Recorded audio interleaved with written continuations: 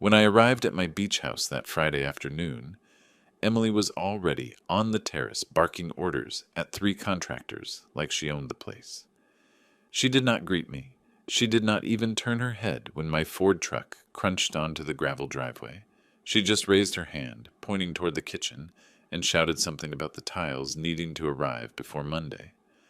I felt a chill run down my spine that had nothing to do with the Pacific breeze. I got out of the truck slowly, watching. The front door was wide open. There were sacks of cement stacked next to my bougainvilleas, the ones I planted 5 years ago with my own hands after I retired.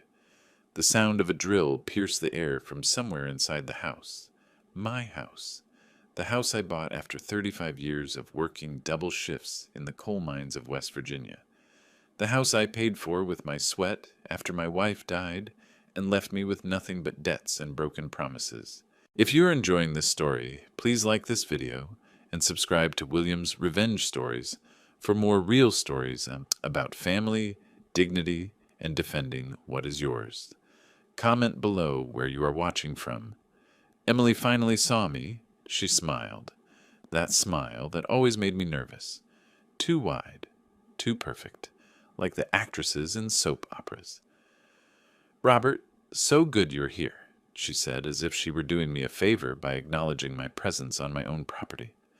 "Michael is inside supervising the kitchen. You will see it is going to be beautiful, like those mansions in the Hamptons." I did not answer.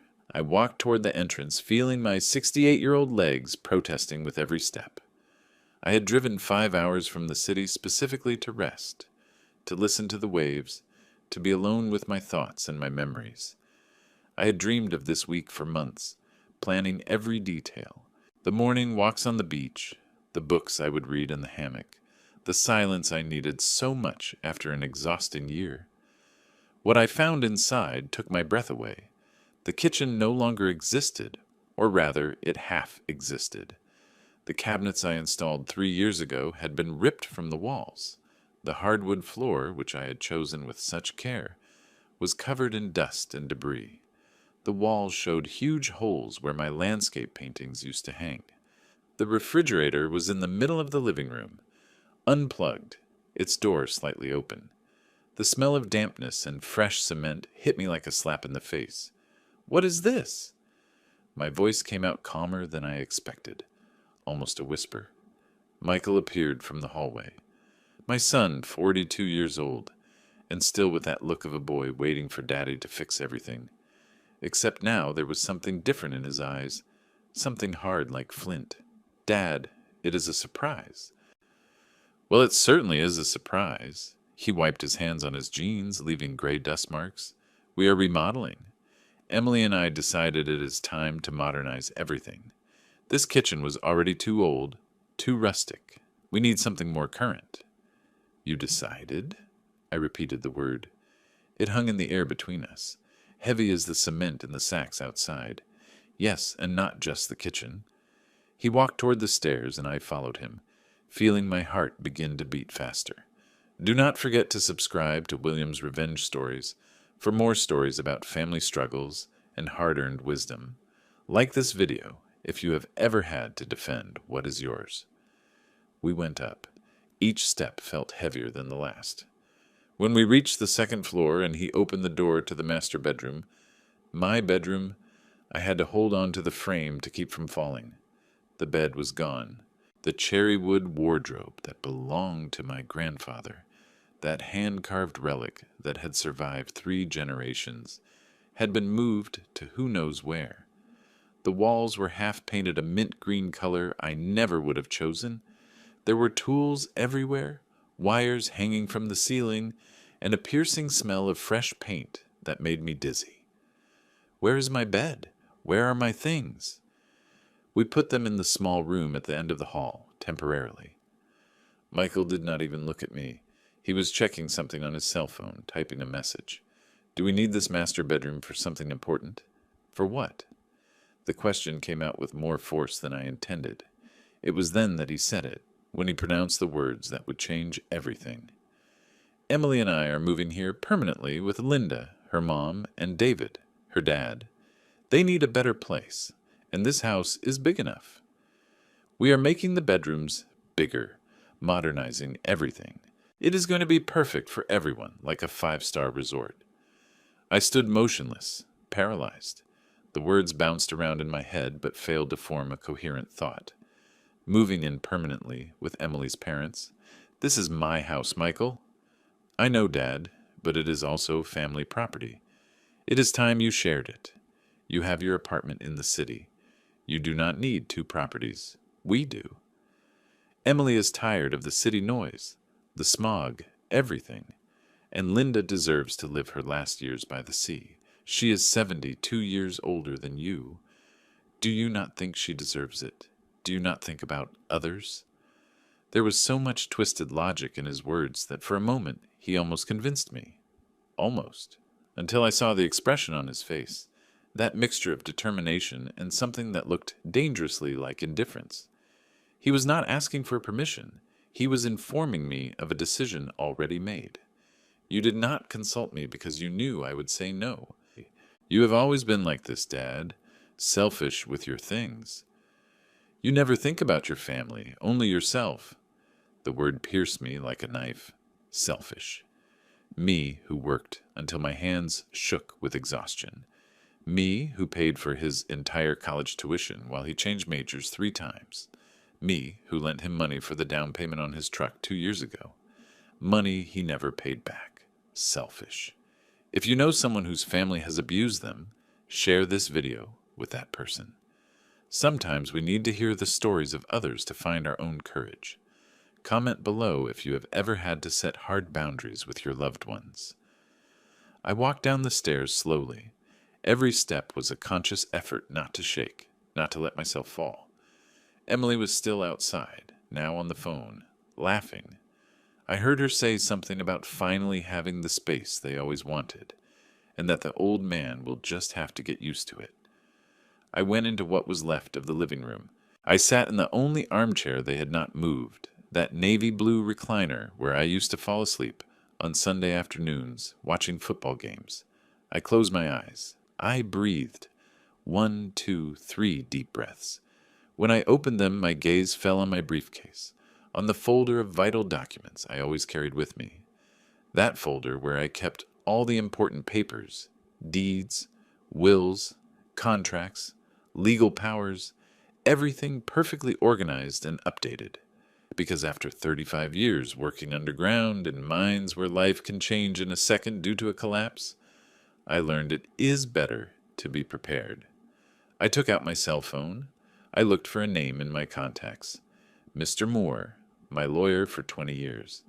The man who helped me with all the paperwork when I bought this house, when I updated my will, when I ensured every property was solely in my name after discovering the debts my wife hid for years. I dialed. 3 rings. 4. Robert, what a pleasure to hear from you. How are you, old friend? Mr. Moore, I need you to come tomorrow, first thing in the morning with a notary public. I need an urgent statement of facts. Everything. There was a pause. Mr. Moore knew me well. He knew that if I called him on a Friday afternoon asking for something urgent, it was because the situation demanded it. Did something happen?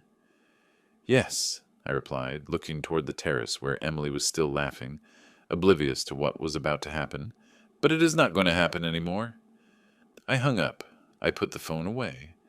I stayed there, sitting in my armchair, surrounded by the disaster they had made of my refuge, my sanctuary, the place I built with decades of effort. I did not cry. I did not scream. I did not confront anyone that night.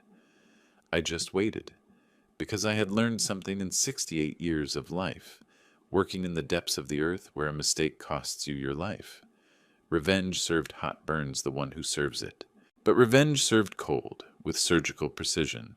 That kind destroys without leaving a trace of the one who delivered it. Subscribe if you want to know what happens next. Leave a comment if you think I'm doing the right thing, or if you would handle it differently. And do not forget to like this video to support William's revenge stories. Michael came down an hour later. He told me he had prepared the small room for me, that my clothes were in boxes because they needed the main closet for Emily's and Linda's things. He handed me a new key. "It is for the room at the end of the hall, Dad. We put a lock on it so you have privacy, like in a hotel." I took the key without saying anything. I went up. The back room barely measured 10 by 10 feet. A twin bed pushed against the wall. My things in cardboard boxes. The same ones cheap beer comes in. A small window that looked out onto the parking area, not the sea. I lay on the bed, fully dressed. I looked at the ceiling. I listened to the waves in the distance. That sound that always calmed me. But that night, it only reminded me of everything they were trying to take from me. I closed my eyes and thought about tomorrow, about Mr. Moore arriving at 6 in the morning, about the documents I would sign, about the calls I would make. For the first time in hours, I felt something close to peace. This was just beginning. I woke up at 5 in the morning, not because I wanted to, but because my body got used to the shift changes in the mine over decades. Outside, it was still dark. I could hear the sea, that constant murmur that used to soothe me, but now sounded like a silent witness to everything I had lost in less than 24 hours. I got up slowly. My knees protested, as always. 68 years do not forgive, no matter how much you exercise or how many supplements you take. I opened one of the cardboard boxes where they had thrown my clothes. I found some gray trousers and a sky blue dress shirt. I got dressed in silence, listening. The house was completely quiet. Michael and Emily were sleeping in the guest room on the first floor, the one I always reserved for important visits, for my old friends when they came from West Virginia. Now they had taken it as if it were theirs. I went down the stairs, avoiding the third step, the one that always creaked. A habit from my years in the mine, when I learned to move without making noise so as not to wake the guys sleeping after the night shift. I reached the living room. The disaster was still there, of course. The rubble, the dust, the refrigerator still in the middle of everything like a white elephant. But there was something different on the dining table. That solid wood table I bought at an antique market 10 years ago. There were papers, many papers. If you are still with me, like this video. Subscribe for part 3, where you will see how I handled this situation. Comment below. Have you ever caught someone trying to take advantage of you? I got closer. They were quotes, estimates from contractors, interior designers, furniture stores. I checked the numbers and felt the air leave my lungs. $65,000. That was the total cost of the remodeling they had planned. $65,000 they planned to spend on my house, without asking me, without my authorization, without my signature. But there was something else. A red folder under the quotes. I opened it. Inside I found a half-filled legal document. A power of attorney. My name was written at the top as the grantor, and Michael's name as the agent. The sections described the permissions to sell, remodel, mortgage, and manage properties. The date was blank, the signature line too. I stared at that paper for long minutes. Then I understood the full plan. They did not just want to move into my house. They wanted me to sign a document that would give them total control over all my properties. And they probably expected me to do it without reading, trusting blindly in my son, as I had always done. I took out my cell phone and took pictures of everything, of the estimates, of the power of attorney, of every page. Then I put everything back exactly as I had found it.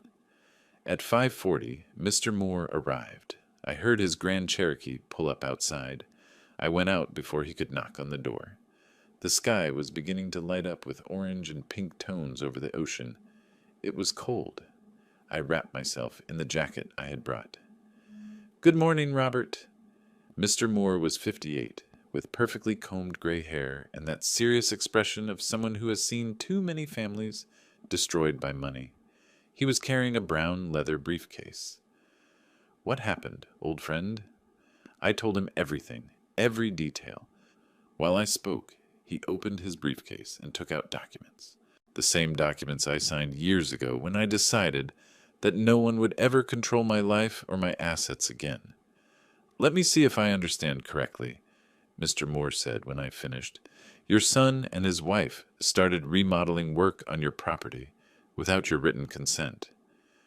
They are planning to move in permanently without your authorization, and you found a power of attorney they expect you to sign. That is right. Do you know what this means legally?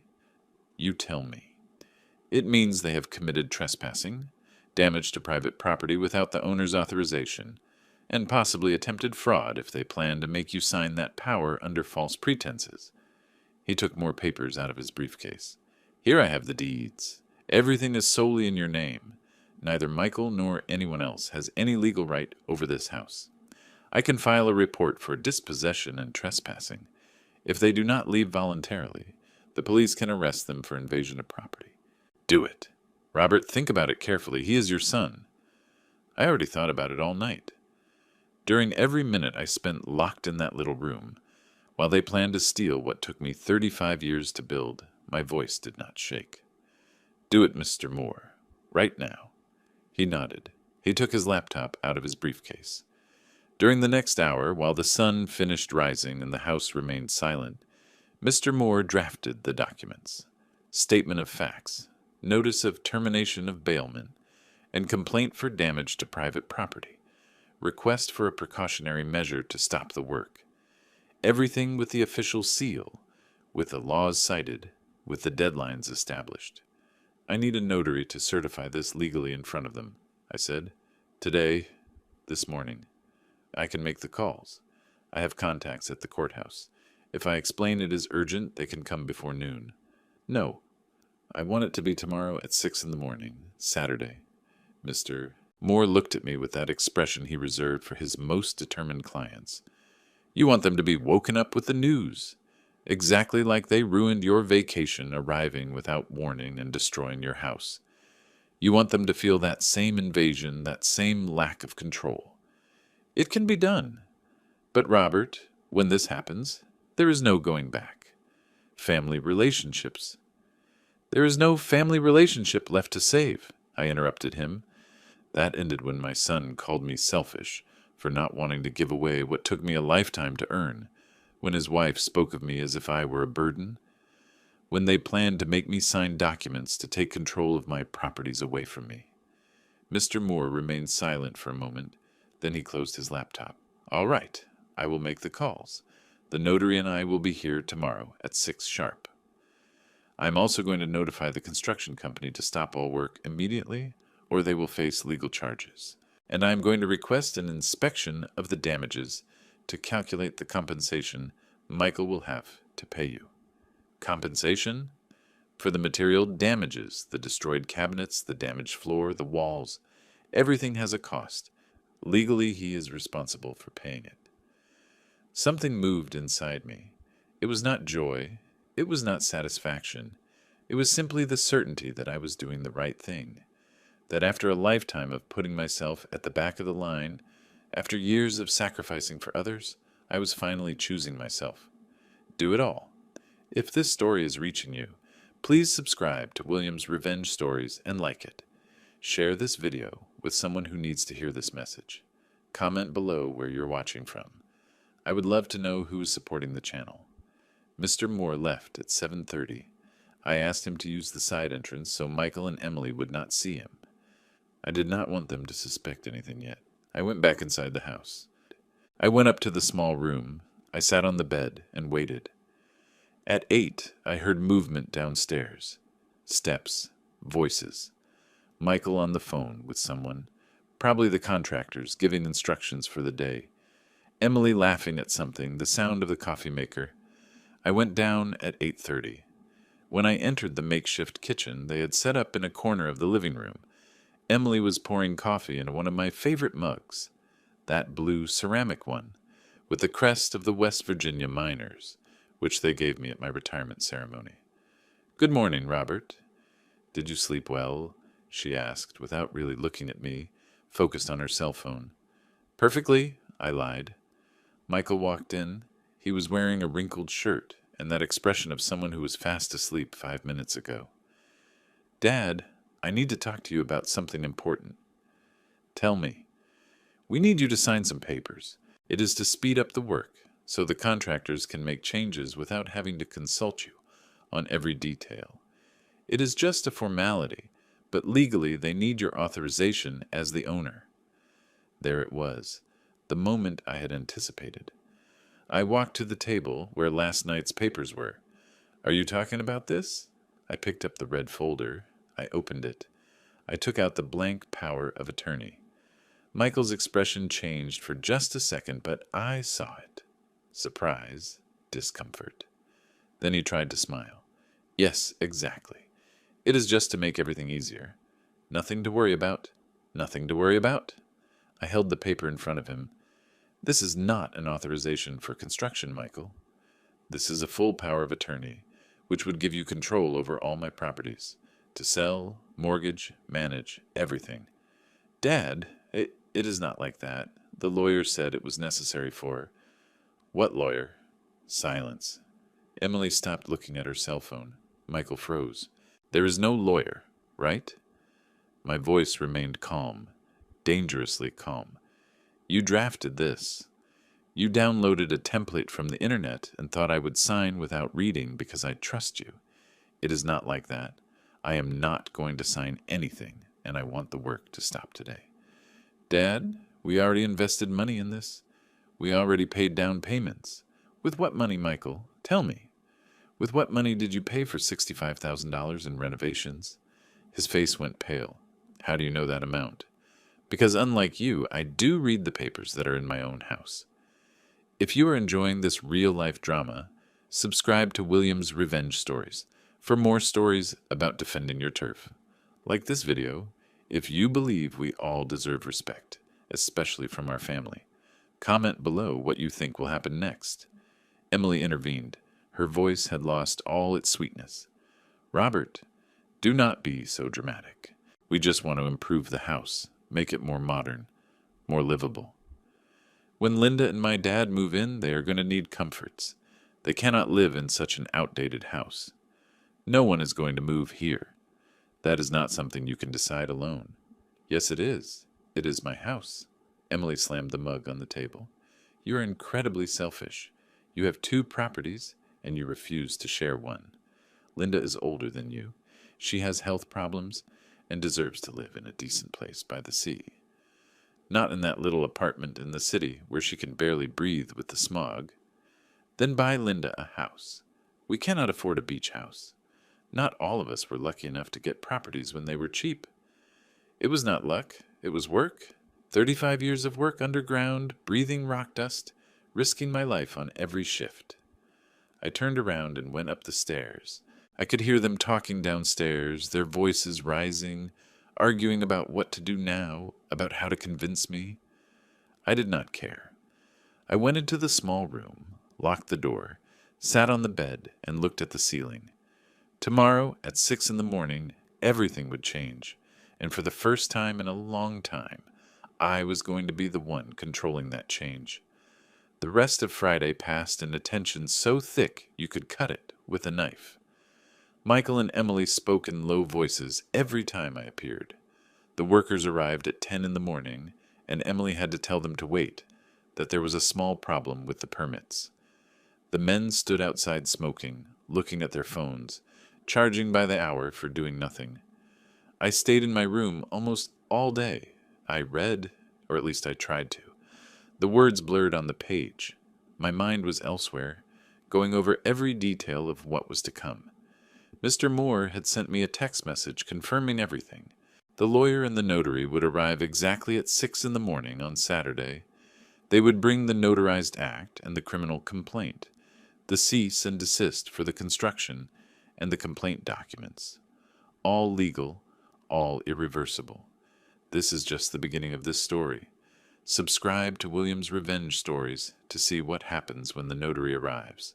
Like this video if you believe in defending what is yours. Leave a comment telling me what you would do in this situation. At 3 in the afternoon, I heard a knock on my door. It was Michael. Dad, can we talk? It was not a question. I opened the door.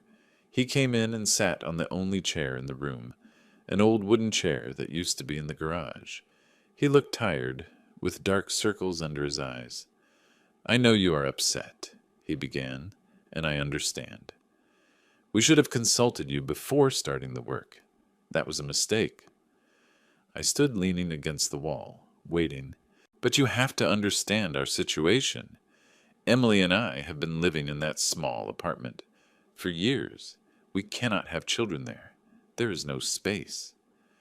And Linda is really in bad health. The doctors say the sea air would help her with her respiratory problems. We thought it would be perfect, that everyone would win. Everyone wins when I get locked in a 10 by 10 room? I asked. It would not be forever, just until you got used to it.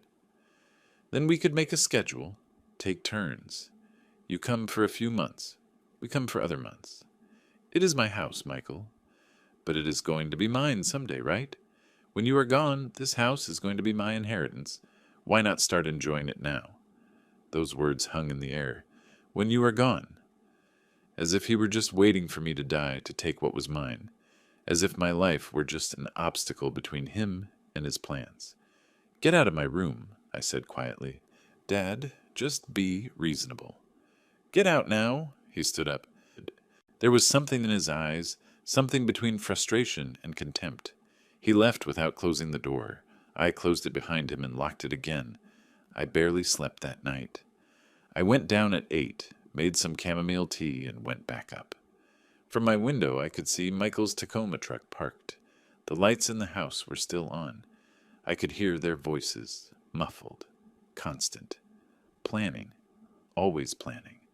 I went to bed early but could not sleep. I checked the clock every hour. 11 at night.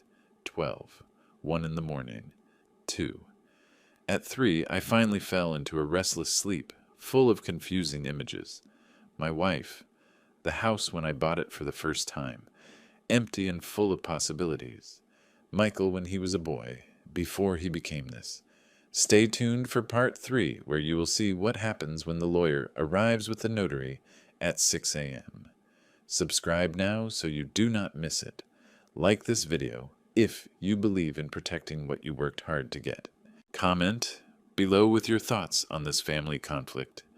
I woke up at 5:30, half an hour before the lawyer arrived. I dressed carefully, navy blue trousers, light blue button-down shirt, the knitted sweater my brother gave me 2 Christmases ago. I combed my hair. I looked in the mirror. The man looking back at me was 68 years old. Wrinkles around the eyes, age spots on the hands, hair more white than black. But he also had something else. Determination, strength, dignity. I went down the stairs. The house was dark and silent. I made coffee in the makeshift coffee maker they had installed. I sat in the navy blue recliner and waited. At 6 sharp, I heard the vehicles. 2 trucks parked in front of the house. I saw the lights through the window. 4 people got out. Mr. Moore, a notary public in an impeccable suit, and 2 witnesses, as required by law. They carried clipboards, cameras, electronic tablets. I opened the door before they knocked. Good morning. I was waiting for you. The notary public, a man of about 50, with a gray mustache, nodded. Are you Mr. Robert, owner of this residence? Yes. We have legal documents that must be delivered personally to a Michael and an Emily. Are they on the property? They are sleeping upstairs. I need you to wake them up, please. The notification must be done in person. I went up the stairs. My heart was beating fast, but my steps were firm. I reached the guest room where they were sleeping. I knocked on the door. 1, 2, 3 times. What is going on? Michael's voice sounded groggy, half asleep. I need you to come down. There are people here who need to talk to you. What? What time is it? 6 in the morning. Come down right now. I heard movement inside, murmurs, Emily asking what was happening. I waited upstairs until they came out, both in pajamas, hair messy with expressions of confusion and annoyance. We went down together. When Michael saw the legal team in the living room, he stopped dead. What is this? The notary stepped forward. Are you Michael, son of Mr. Robert? Yes, but I'm drawing up a certified statement of facts. You are committing the crime of dispossession. If you do not vacate in 24 hours, we will proceed criminally with the police. Here's the notice. He handed him a thick envelope. Michael took it with trembling hands. He opened it. He started reading. His face went from confusion to disbelief, and finally to rage. "This is insane. Dad, what did you do?" "I am protecting what is mine. I am your son. This is our house. A house you decided to destroy without my permission." Subscribe now to see the conclusion of this real-life family drama. Like this video if you believe in setting boundaries. Comment below if you think I was justified in my actions. Emily had started crying. Not silent tears, but dramatic, exaggerated sobs like those soap opera actresses. "I cannot believe this. How can you do this to us? We were going to bring Linda here. We promised her a better life by the sea." "That is not my problem," I said, and the words came out colder than I expected. The notary continued. "The structural damage and desist for construction is recorded in the act. Any remodeling, building, or modification must stop immediately. Mr. Robert has filed a complaint for damage to private property. An inspector will be here on Monday to evaluate the damages and determine the corresponding compensation." "Compensation?" Michael looked at me as if he did not know me. "Are you going to sue us? Your own family?" "There is no family anymore," I replied. "That became clear when I found the power of attorney you planned to make me sign, when you called me selfish for not wanting to give away what took me 35 years to get. This is a mistake. We can fix it. We can talk like civilized people. There is nothing left to talk about. You have until Monday at 6 in the morning to be out." The notary's team finished delivering all the documents. They took pictures of the house, of the damages, of the unfinished work. They made Michael and Emily sign the receipts. Everything was documented, legal, irreversible. When they left, Michael remained standing in the middle of the living room, holding the papers, looking at me with an expression I had never seen before. Hate, pure hate. "You are going to regret this," he said in a low, tense voice. "I do not think so. Everyone is going to know what kind of father you are, what kind of heartless person throws his own son into the street. You are not on the street. You have your apartment. You have your life. The only thing you do not have is my house." Emily was still crying, now sitting on the floor, hugging her knees like a little girl. "We promised Linda." "What are we going to tell her? We already sold some of our furniture to pay the down payments for the work." Something in that sentence caught my attention. "You sold your furniture to pay for the work. With what money did you plan to finish the remodeling?" "The estimates add up to $65,000. Silence. Then I understood. They never had the money. They had planned to start the work and then convince me to pay, or to sign that power of attorney, so they could mortgage my house and get the money. It had all been a trap from the beginning. If you have not done it yet, subscribe to William's Revenge Stories for more real stories about family, dignity, and difficult decisions. Like this video and share it with someone who needs to hear this message. Comment below with your thoughts on how this situation developed. "Get out of my sight," I said finally. "Pack your things and leave today. I do not want to see you here for even one more minute." "We have 48 hours, Michael spat the words. "Legally. Legally, yes, but morally you are no longer welcome here." I went up to my room and locked the door. I sat on the bed, and finally, after 2 days holding it in, I let the tears come out. I was not crying for them. I was crying for the family I thought I had, one that never really existed. I did not leave my room all day. I heard the comings and goings of Michael and Emily, their heavy steps going up and down the stairs, the sound of boxes being dragged, doors slamming. Sometimes I heard Emily on the phone, her shrill voice cutting through the walls. Words like cruel, unfair, ungrateful old man reached me in fragments. I did not care. I had crossed a line, and there was no going back. For the first time in my life, I had chosen my peace over the approval of others. And although it hurt, although I felt that emptiness in my chest that comes with final goodbyes, I also felt something else, something light, freedom. At 5 in the afternoon, there was a knock on my door. It was Michael again. "Dad, I need to talk to you. Please. His voice sounded different, softer, almost pleading. I did not answer. I heard him wait a few seconds and then walk away. His steps faded down the stairs. When it got dark, I finally went down. The house was strangely silent. I went to the makeshift kitchen, made some peppermint tea, and sat in my recliner. From there, I could see Michael's truck loaded with suitcases and boxes. Emily was sitting in the passenger seat, looking at her cell phone, illuminated by the glow of the screen. Michael came out of the house with another box. He saw me in the recliner. He stopped. "We are almost done." "We are leaving tonight." I nodded without saying anything. Emily is devastated. Her parents, too. We had to tell Linda that the house was not available after all. She cried for an hour. She had an asthma attack. "It was never available, Michael, because it was never yours to begin with." "Do you know what is the worst part of all this?" He took a step closer. "I thought you were different. I thought, despite everything, my father was a good person. But it turns out you only care about yourself."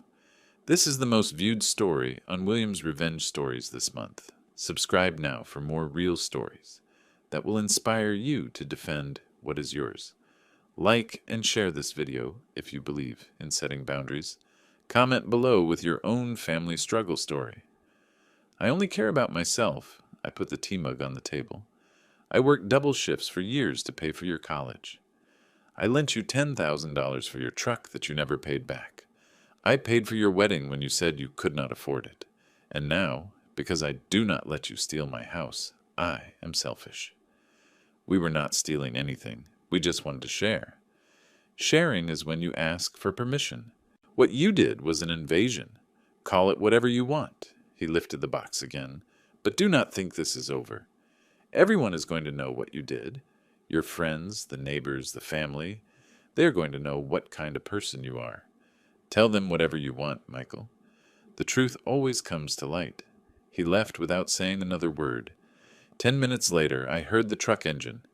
I saw the taillights disappear down the road. And then, for the first time in 2 days, the house remained completely silent. My house, my space, mine again. I stayed awake late walking through the rooms. The destroyed master bedroom, with half-painted walls and holes in the plaster. The kitchen without cabinets, with wires hanging and the floor ripped up. I mentally calculated the damages. Not just the cost to repair, but the time. The effort of finding the right workers, of supervising every detail. But it was worth it. It was all worth it if it meant regaining my peace. On Sunday, I woke up to the sound of the waves. I opened all the windows. I let the fresh sea air in. I called Mr. Moore. "How are you?" he asked. "Better." They left. Michael and Emily left last night. They did not wait for the 48 hours. Good. The inspector comes tomorrow, Monday at 9. He will document everything. Then we can proceed with the lawsuit for damages. How much do you think it will be? Hard to say without the evaluation, but based on what you told me, between $40,000 and $45,000 easily. Those custom cabinets you had were expensive. The Italian tile, too, not to mention the structural damage to the walls. Thanks for watching this story on Williams Revenge Stories. If you want to know how this situation is finally resolved, subscribe now for the conclusion. Like this video if it resonated with you. Comment below if you ever had to make a difficult decision to protect your peace. $45,000, an amount Michael did not have, a debt that would chase him for years. Part of me felt a twinge of guilt for a second, but then I remembered the power of attorney. The plans to mortgage my house without my knowledge. The way they talked about me as if I were a burden, a hindrance. The guilt vanished. Proceed with everything, Mr. Moore. I want them to pay down to the last penny. I will. I also want to recommend something. Update your will, now. Make everything crystal clear and specific. It is already done in the name of the Retired Miners Foundation. I know, but let's add stronger clauses, specifying that no family member can contest the will, that any attempt to do so will result in automatic disqualification. There are legal ways to shield your wishes like a tank. Do it. Whatever's necessary. I hung up and went out to the terrace. The sea was calm, shining under the Sunday morning sun. For the first time in days, I allowed myself to simply be there, breathing, existing, without tension. My phone rang. Unknown number. I hesitated, but answered. Robert? It was a woman's voice, older. Who was speaking? It is Linda, Emily's mom. My body tensed immediately. How did you get my number? That does not matter. I need to talk to you. From senior to senior. From parent to parent. We have nothing to talk about. Please just listen to me for a minute. Her voice sounded tired, weak. I know what happened. I know Michael and Emily made mistakes, but I had nothing to do with that. I am just a sick woman who dreamed of living her last years by the sea. I am sorry for your situation, but that is not my responsibility. I am 70, Robert. Heart problems. COPD. The doctors say the city air is killing me. When Emily told me they had gotten a house on the beach, I thought it was a miracle. I sold my few things. I told my friends I was moving. And now you have to face the fact that your daughter lied to you. That she promised you something that was never hers to give. You are very cruel. No, Linda, I am realistic. And I am tired of people asking me to sacrifice myself for problems they created. Someday you're going to be old, sick, needy. And then you are going to understand. I'm already old, Linda. I'm already at the age where illnesses arrive without warning. But the difference is that I worked all my life to be able to take care of myself. Not to have to depend on anyone or ask anyone to give me what is not theirs. This story continues with more unexpected twists. Subscribe now to see how I handle the consequences of this family conflict. Like this video if you believe in standing your ground. Comment below with your thoughts on Linda's call. I hung up before she could respond. My hands were shaking, not from fear, but from rage. How dare Linda call me? To try to make me feel guilty for not giving away my life savings? The phone rang again. The same number. I did not answer. It rang 5 more times during the next hour. Then the call stopped, but the text messages began. From Linda. From Emily, even from numbers I did not recognize, all with the same tone, accusations of cruelty, coldness, selfishness, long and dramatic messages about broken families, shattered dreams, sick women without a home. I blocked every number, every single one, without reading the full messages, without responding. That night, while I was having dinner alone on the terrace watching the sunset, my cell phone vibrated with a notification. Facebook. I had been tagged in a post. It was from Emily. I opened the app. It was a photo of Linda sitting in what looked like a hospital bed using an oxygen mask. The text said, "My mother is hospitalized with an asthma attack, all because of the stress of losing the home we promised her. Thanks to the cruelty of certain people who only think about themselves. Money and properties will not keep you company when you are completely alone, Robert." It already had 50 comments, mainly from people I did not know, Emily's friends, expressing outrage, offering support, cursing the heartless man. I stared at that post for long minutes.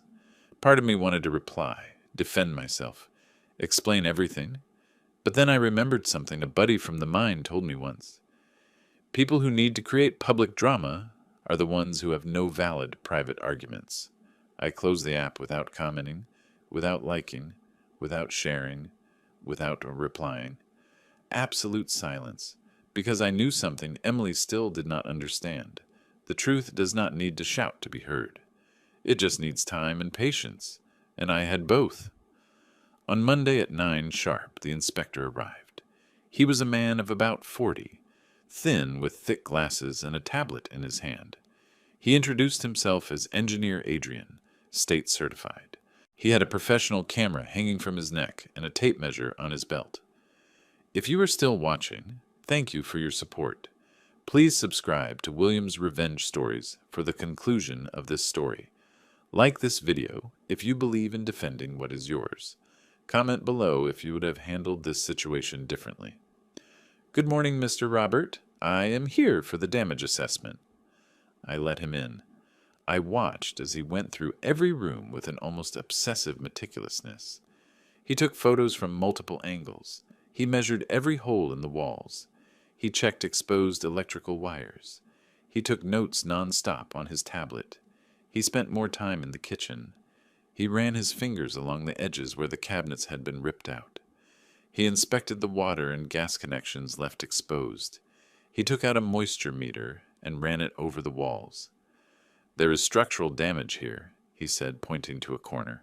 When they removed the cabinets, they damaged the waterproofing.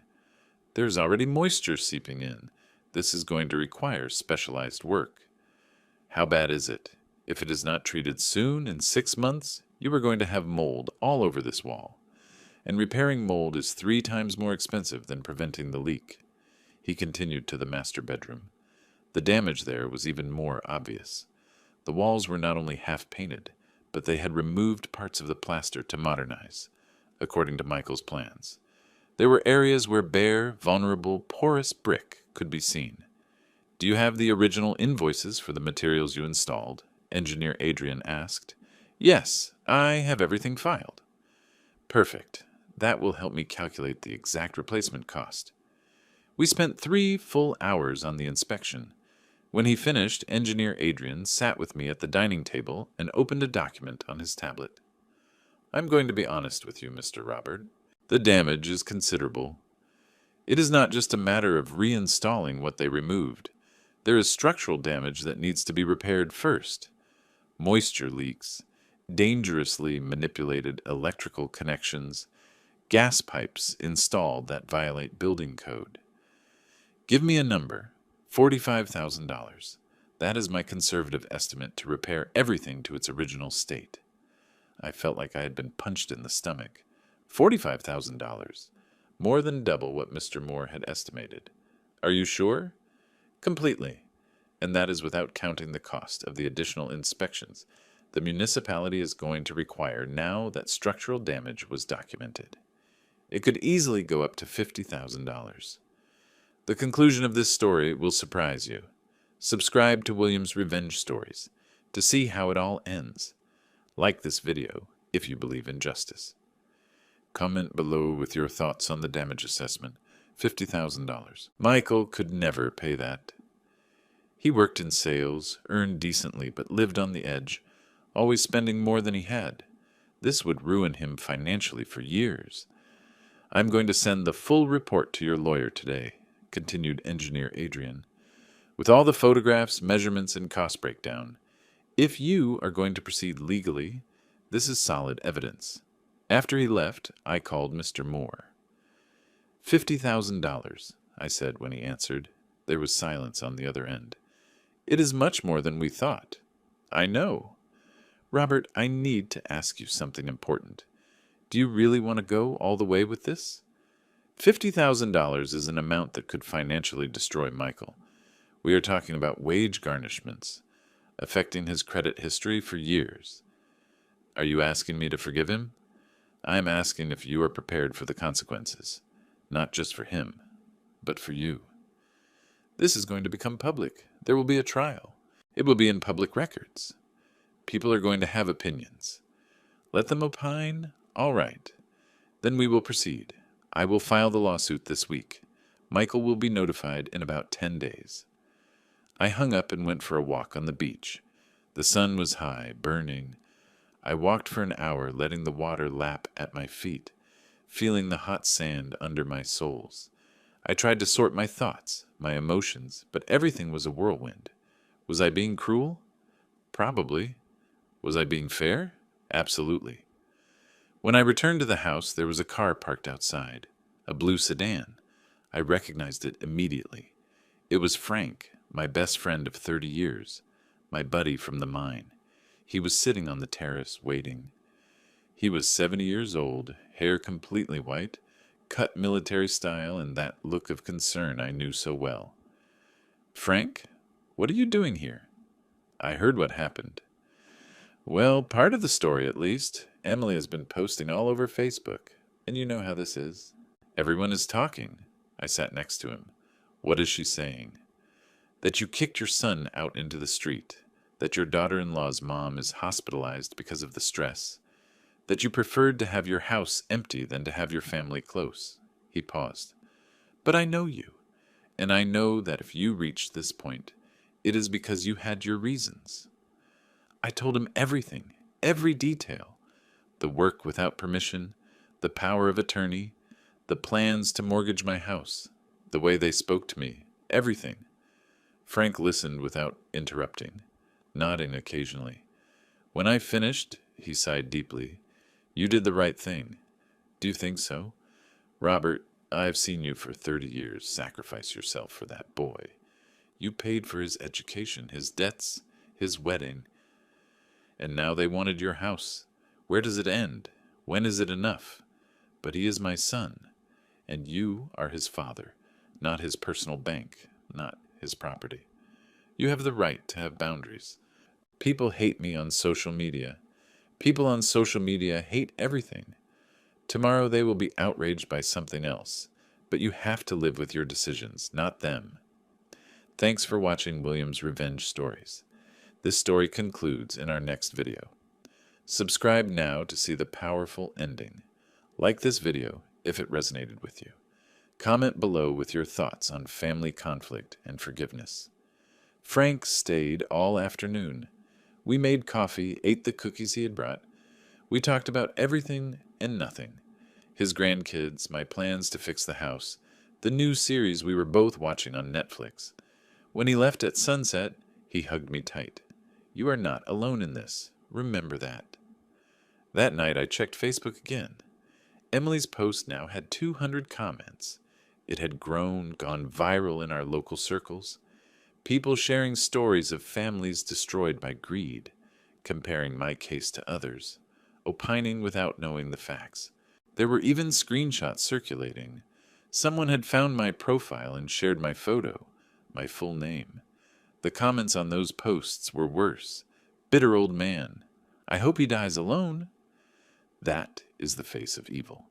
For the first time I felt real fear, not of Michael or Emily, but of this anonymous mob of people who hated me without knowing me, who had decided that I was the monster in this story, based solely on Emily's manipulated version. I thought about replying, about publishing my own version, showing photos of the damage, explaining the power of attorney, defending my name. But then I remembered something else Frank told me once. Never lower yourself to fight with people who bought tickets to see you fall. I closed the app. I deactivated my Facebook account completely. If people wanted to believe lies, that was their problem. I knew the truth, and the people who really mattered knew it too. Subscribe to William's Revenge Stories for the conclusion of this story. Like this video if you believe in protecting what is yours. Comment below with your thoughts on social media and family conflicts. On Tuesday, Mr. Moore sent me a text message. Lawsuit filed. Michael will be notified on Thursday. 2 days. In 2 days, my son would receive legal documents suing him for $50,000. In 2 days, this would stop being family drama and become an official legal matter with case files and court dates and real consequences. I made myself some lime tea and went out to the terrace. The stars were incredibly bright that night. The full moon reflected on the water, creating a path of silver light. I thought about my wife, dead 15 years ago. I thought about everything we had planned for our old age, plans that evaporated when hidden debts came to light after her funeral. I thought about how I had to rebuild my life from scratch at 53. Working extra shifts underground, saving every dollar, finally buying this house with my own efforts. No one gave me anything. No one made my path easy. And now that I finally had something of my own, something I earned with my sweat, was I supposed to hand it over without a fight? No, never again. Thursday afternoon, Michael called. I did not answer. He called 4 more times. Then the text message arrived.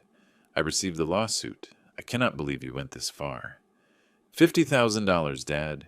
Do you know what that means? I'm going to lose everything. There is still time to fix this. Withdraw the lawsuit, and let's talk like family. I did not answer any. I blocked his number too. That night I slept deeply for the first time in weeks. No nightmares, no waking up every hour without that tightness in my chest.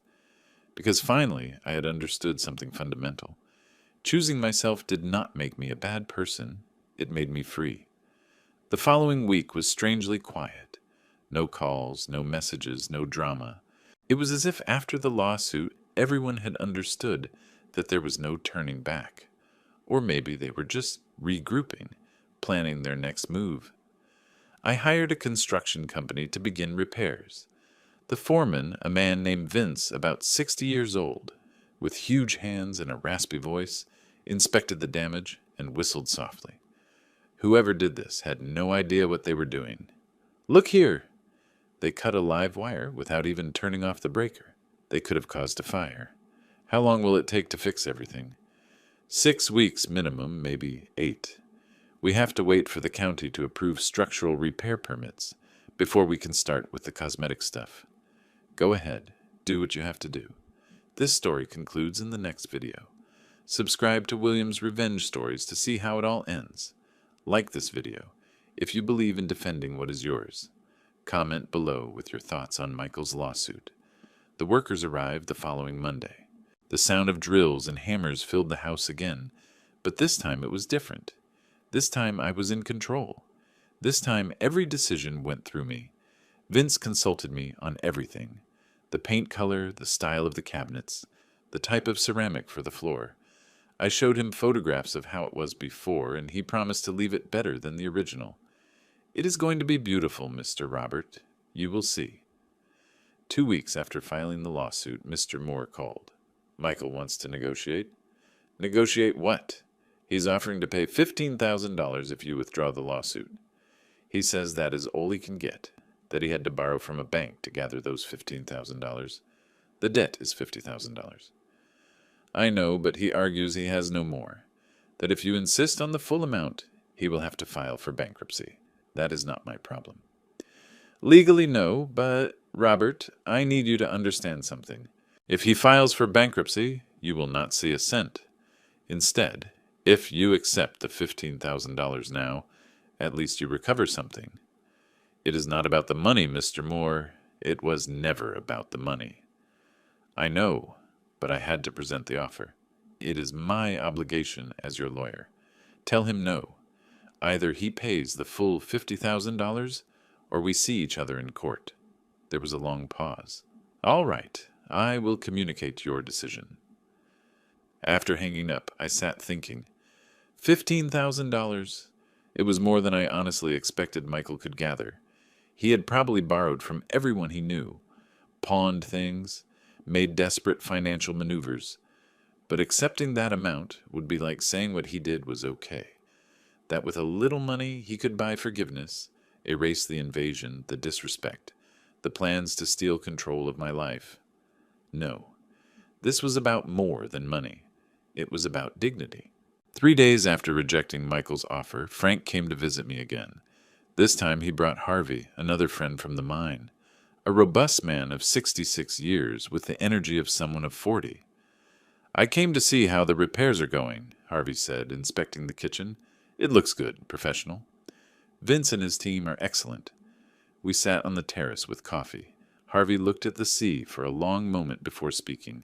You know, your story reached the mine back in West Virginia. What?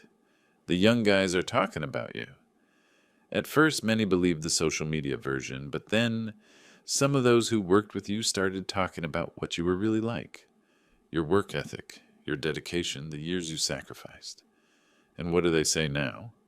That you did the right thing, that they wish they had your courage to set boundaries with their own families. Harvey took a sip of coffee. Do you remember Ralph, the one who worked the night shift? Yes, of course. He said his daughter drained all his savings for a business that never worked. Now he has to work shifts at 68 because he cannot retire. No one knows because he is ashamed. I did not know that. No one knows because he has shame, added Frank. But you have nothing to be ashamed of, Robert. What you did was defend yourself. Subscribe to William's Revenge Stories to see the surprising conclusion of this story. Like this video if it resonated with you. Comment below with your own experiences setting boundaries with family. Harvey continued. And the narrative on social media has started to change too. Someone shared screenshots of conversations where Emily admitted they were planning the work without your permission. I do not know who it was, but it went viral. What? Yes. Apparently someone close to them got fed up with the lies and leaked real messages. Now people are starting to question Emily's version. That night, I searched online, even though I had sworn not to check social media again. The screenshots were everywhere. WhatsApp conversations where Emily told a friend, "The old man is not even going to find out until it is already done. By then he will not be able to do anything." Another message where Michael wrote, "My dad will just have to accept it. Anyway, someday everything is going to be mine regardless." The comments had changed drastically. Now people apologized for judging me. Others criticized Emily for being manipulative. Some shared their own stories of abusive relatives. But the most shocking thing was a post from Mrs. Linda, a long message where she admitted she was never really hospitalized, that the photo was old from another emergency last year, that Emily had convinced her to use it to generate pity, that now she regretted having lent herself to that manipulation. "I should not have allowed my daughter to use my health to attack another man," wrote Mrs. Linda. "Robert had every right to protect his property. We were wrong." I read that message 3 times. I did not feel satisfaction.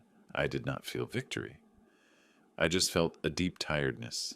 All this circus, all this public drama, all this pain could have been avoided if from the beginning Michael had had the decency to simply ask me instead of deciding for me. The next day I received a call from an unknown number. This time I answered. "Mr. Robert?" It was a young professional woman's voice. "Yes. I'm a reporter for the local paper. We are doing a story on family financial abuse and would like to interview you about your case." "No, thank you. It would be an opportunity to tell your side directly. Many seniors are going through similar situations, and your story could help them. My story is not for public consumption, and the people who needed to know my side already know it." "Are you sure? The article is going to be published anyway. It would be better if—" I hung up. I did not need public validation. I did not need to be a trend, or an example or inspiration. I just needed my peace. This story is almost at its conclusion. Subscribe to William's Revenge Stories to see how it all ends. Like this video if you believe in setting boundaries. Comment below with your thoughts on this family conflict. That night, Mr. Moore called me again. Michael raised his offer to $25,000. He says it is the absolute maximum he can get, without ruining himself completely. "What do you recommend as my lawyer?" "As your lawyer, I tell you that accepting guarantees you will receive something. Going to trial is a long, expensive process, and there is no guarantee you can collect the full judgment even if you win." There was a pause. "And as my friend?" Mr. Moore sighed. "As your friend, I tell you this boy needs to learn that actions have consequences, that he cannot destroy someone's property, not even his father's, and get away with it paying a fraction of the damage." "Then we go to trial." "All right. The date is set for 5 weeks from now. I'm going to need you there, testifying. Is it going to be hard? I know. But I already crossed the point of no return. There is no easy way back. There never was, Robert. From the moment you decided to defend yourself, there was only one way forward. I hung up and looked out the window. The repair work was progressing well. The kitchen was starting to take shape again. The master bedroom had smooth walls, ready to paint. Soon the house would be complete again. Better than before, in fact. And I would also be complete. Different, scarred, but complete. Why had I learned something fundamental in these months? Sometimes loving means letting go, and sometimes protecting yourself means being willing to be called cruel. The price of dignity has always been high, but the cost of losing it is infinitely greater. The 5 weeks until the trial passed in a strange mix of routine and anxiety. Repairs progressed perfectly. Vince and his team worked with meticulous precision. The kitchen finished even better than before, with solid oak cabinets and cream granite countertops. The master bedroom regained its essence, with walls painted a soft blue that captured the morning light. But while the house healed, I prepared for the final battle. Mr. Moore came every week to review my testimony. He asked me the difficult questions, the personal ones, the ones designed to make me look like the villain. Is it true your son visited you regularly before this? Yes, and that you promised the house would be his inheritance someday? I said eventually everything would be his when I died, not that he could take it while I was still alive. But he is your only son. Does it not seem cruel to sue him for improving a property that will be his anyway? He was not improving, he was destroying. And he was doing it without permission, planning to take control of my own assets away from me. Mr. Moore nodded after every answer. Good, keep that tone. Calm but firm. Do not let them provoke you emotionally. This story concludes in our next video. Subscribe to William's Revenge Stories for the powerful ending. Like this video if it resonated with you. Comment below with your thoughts on family boundaries and forgiveness. The night before the trial, I could not sleep. I stayed on the terrace until 3 a.m, listening to the waves, watching the stars, thinking about everything that had led to this moment. The years of sacrifice, the broken promises, the final invasion that shattered any illusion of a functional family. At 6 a.m, I got up and dressed carefully. Black trousers, white button-down shirt, a gray sport coat that made me look professional and serious. I combed my hair, no jewelry except my wedding ring, the one I had never taken off despite everything. Mr. Moore picked me up at 8. The courthouse was 2 hours away in the city. We spoke little during the trip. He checked documents on his tablet. I looked out the window, watching the landscape pass, preparing mentally. We arrived at 10:30. The courthouse was an old concrete building, with halls that smelled of dampness and old paper. The courtroom was on the 2nd floor. When we entered, Michael was already there. It was the first time I saw him in almost 2 months. He looked different, thinner with deep circles under his eyes, hair grayer than I remembered. He was sitting with his lawyer, a young man in a suit that fit him poorly, shuffling papers with a nervous expression. Our eyes met for a second. In his, I saw something that surprised me. It was not hate, it was sadness. A deep sadness, as if he finally understood this was real, that he had lost something he could never get back. I looked away first. I sat with Mr. Moore on the opposite side of the room. Emily was not there. Mr. Moore had warned me she probably would not come, that she was not legally obligated since the lawsuit was only against Michael. But her absence spoke volumes. She had left my son to face the consequences of their joint decisions alone. The judge entered at 11. She was a woman of about 52 with short hair and an expression that revealed nothing. She sat down, reviewed the documents, and began. We are here for the case of Robert versus Michael. Complaint for damage to private property. Mr. Moore, you may begin. Mr. Moore presented the case with surgical precision. The photographs of the damage projected on a large screen, the inspector's report. The original quotes proving Michael had planned $65,000 in work without authorization. The power of attorney I found as evidence of attempted fraud. Every word, every document, every photograph built an irrefutable case. I saw how the judge's expression subtly changed, a slight frown when she saw the destroyed walls. An almost imperceptible movement from the judge when Mr. Moore showed the blank power of attorney. Then it was Michael's lawyer's turn. A kid who could not be more than 28, clearly out of his league, trying to argue that his client had good intentions, that he only wanted to improve the family property, that the misunderstanding got out of control. My client acted thinking of the well-being of the whole family, he said with a voice trying to sound convincing. The planned improvements would have significantly increased the value of the property. The judge interrupted him. Did your client have written authorization from the owner to make these improvements? No, Your Honor, but did he consult with the owner before starting the work?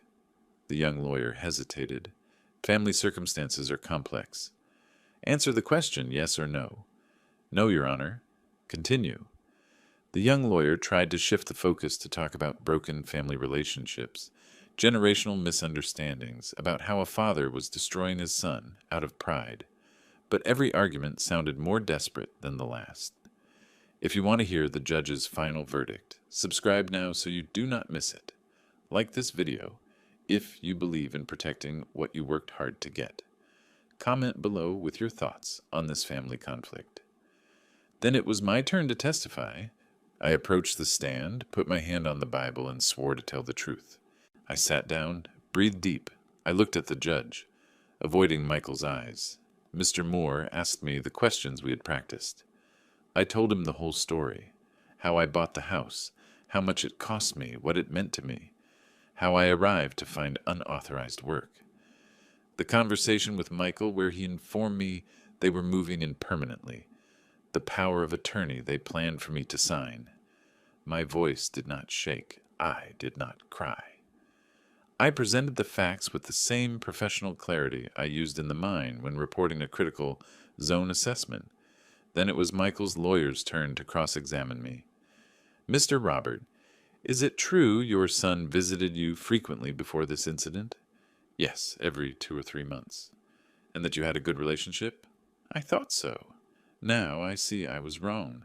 Do you not think you are being too hard on your only son? That $50,000 is an amount that could ruin him. I think $50,000 is what it costs to repair the damage he caused.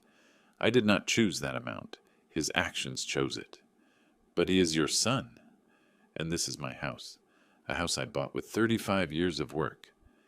He is my son, but that does not give him the right to take what is not his. Did you ever consider simply forgiving him, letting him go without consequences? I considered many things, but then I remembered that spending years teaching him actions have no consequences is exactly what brought us here. I saw Michael lower his head. His shoulders were shaking slightly. He was crying in silence. Part of me, that paternal part that never dies completely, wanted to get up and hug him, tell him everything would be okay, that I forgave him, that I would withdraw the lawsuit. But I did not, because loving him also meant letting him face the consequences of his decisions. It meant not rescuing him one more time. It meant allowing him to grow, even if growth hurt. The questioning continued for 20 more minutes, but I answered every question with the same calm. The lawyer finally gave up, and they allowed me to step down from the stand. Mr. Moore presented his closing arguments. Michael's lawyer did the same, with less conviction than when he started. The judge took 15 minutes to review everything. The silence in the room was absolute. Only the hum of the air conditioning and the occasional rustle of paper could be heard. Finally, she spoke. I have reviewed all the evidence presented. The property damage is extensively documented. There was no written authorization for the work performed. The attempt to obtain a power of attorney under questionable circumstances is particularly troubling. She paused. She looked directly at Michael. Mr. Michael, regardless of your intentions, you caused significant damage to a property that does not belong to you. The fact that it is your father's property does not absolve you of legal responsibility. Another pause. I rule in favor of the plaintiff. The defendant must pay the amount of $50,000 in compensation for damages. You have 6 months to perform the full work, or a lien will be placed on your assets. The gavel hit the desk. The sound echoed in the room like thunder. I had won, but looking at my son, his head in his hands, crying in silence while his lawyer spoke to him in a low voice, I felt nothing like victory. I only felt the weight of a relationship that had died that day in that cold courtroom, and the certainty that there was no going back. Thanks for watching William's Revenge Stories. This story concludes in this video. Subscribe now for more powerful stories about family and dignity. Like this video if it resonated with you. Comment below with your thoughts on family boundaries and forgiveness. We left the courthouse in silence, Mr. Moore and I. Outside, it was hot. The city sun beat down hard on the concrete. I stood for a moment, letting the heat wrap around me, processing what had just happened. "You did well in there," said Mr. Moore. "You kept calm, presented the facts. It was solid testimony. I do not know. It does not feel like a victory. It never does when it is family. But you did the right thing, Robert. You taught him actions have consequences." I looked back. Michael was leaving the building with his lawyer. He saw us. He stopped. For a long moment we just looked at each other across the parking lot. Father and son. Strangers now. Then he turned around and left. I did not call him. I did not run after him. I just let him go. Because sometimes letting go is the greatest act of love. During the drive back to the beach, Mr. Moore explained the collection process. "He has 6 months to pay. If he does not, we can garnish his wages, his truck, any asset in his name. The legal system will ensure you receive your compensation. And if he really cannot pay, then a payment plan will be made. It could take years, but eventually he will pay. The law is on your side." I nodded, watching the landscape pass by the window, the mountains, the fields, the infinite blue sky. "Do you regret it?" asked Mr. Moore after a long silence. "No," I replied without hesitation. "It hurts, but I do not regret it." I arrived at the house at dusk. The repairs were almost finished. Vince had sent me photos during the day. The kitchen looked beautiful, better than ever. The master bedroom was painted, the furniture back in place. I went in and walked through every room. Everything was clean, renovated, mine again. I stood on the terrace and looked at the ocean. The waves broke gently on the beach. The sun was setting in orange and purple tones. For the first time in months, I felt at peace. My phone rang. It was Frank. How did it go? "I won $50,000. He has 6 months to pay." "How do you feel?" "Tired, sad, but also free." "That is because you did what you had to do. You are no longer carrying the weight of being used and abused. You chose yourself." That night, I sat in my navy blue recliner, the one they had left, the only furniture that survived the chaos. I made a tequila on the rocks, something I had not done in months. I drank it slowly, savoring every sip. I thought about everything that had happened. The invasion, the betrayal, the legal battle, the loss of my son. But I also thought about what I had gained. My dignity, my peace, control over my own life. Sometimes the price of dignity is high, but the cost of losing it is infinitely greater. Subscribe to William's Revenge Stories if this story touched your heart. Share this video with someone who needs the courage to set boundaries. Like if you believe we all deserve respect, even from our own family. The following weeks passed quietly. Vince finished the repairs. The house was beautiful, exactly how I wanted it. Every morning I woke up to the sound of the waves. I drank my coffee on the terrace. I read my books in the hammock. I walked on the beach at sunset. It was the peace I had sought for months, the peace Michael and Emily had stolen from me. Now I had it back. 3 months after the trial, I received the first payment from Michael, $2,000, bank transfer. No note, no message, just the money. Mr. Moore called me. He received the first payment. It is a good sign. It means he is taking the sentence seriously. Good. Are you going to reply, "Thank him"? No. This is a legal transaction, not a reconciliation. And so it was. Every month a payment arrived. $2,000, then $1,500, then $2,500, variable amounts depending on what he could gather. Never a message. Never a call, just the money. I received it without commenting, without thanking, without contacting. 6 months passed. Then a year. The house became my sanctuary again. Frank and Harvey visited me regularly. I made new friends in town. I joined a book club for seniors. I started taking painting classes. My life filled with things that made me happy. Things I chose. People who respected me. One day, almost 2 years after the trial, I received a letter. It was from Michael. I recognized it by the handwriting on the envelope. I stared at it for a long time before opening it. Inside was a single handwritten page. Dad, today I made the last payment. $50,000 complete. It took me almost 2 years, but I made it. I'm not writing this to ask for forgiveness. I know what we did was unforgivable. I know we betrayed your trust in the worst way. I write because I need you to know something. These 2 years were the hardest of my life. Losing the money was hard, but losing my relationship with you was devastating.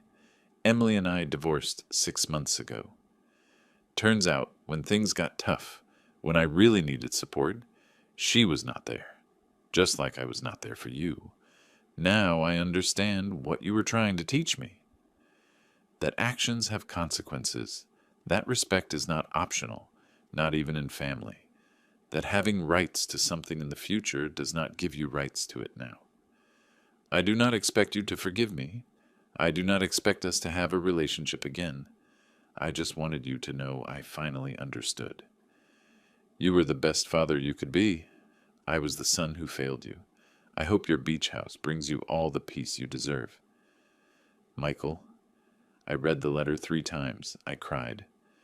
For the first time since all this started, I cried freely. Not from sadness, but from a complex mixture of emotions. Pain for the lost years. Relief because he finally understood. Sadness because it took losing everything for him to learn. Did I reply? No, I put the letter in a drawer. Maybe someday, maybe never. But knowing he had learned, that he had grown, that he had finally understood the message, was enough. Today, as I record this story for you, I am 70 years old. My beach house remains my refuge.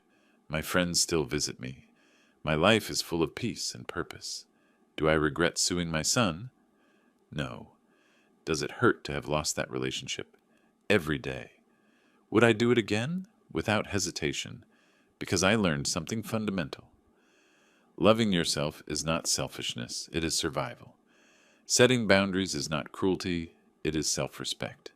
And sometimes the deepest form of love is letting people face the consequences of their actions, even when it hurts. If this story touched your heart, I ask you to do 3 things. First, subscribe to William's Revenge Stories. We need to create a community where seniors know they have the right to defend themselves, even from their own family. Second, like and share this video. There are thousands of seniors being abused by their families right now. They need to hear it is okay to say no, that it is okay to set boundaries, that it is okay to choose themselves. Third, comment below. Tell me your story. Have you had to set difficult boundaries? Have you been pressured to give away what took you years to earn? Have you been called selfish for protecting what is yours? You are not alone. We are a community. And together, we are stronger. Remember, your dignity is priceless. Your peace is non-negotiable. And your right to protect what you built with your effort needs no justification. Thanks for listening to my story. May you find the courage to write yours. Until next time, friends. This is Robert, reminding you that it is never too late to choose yourself.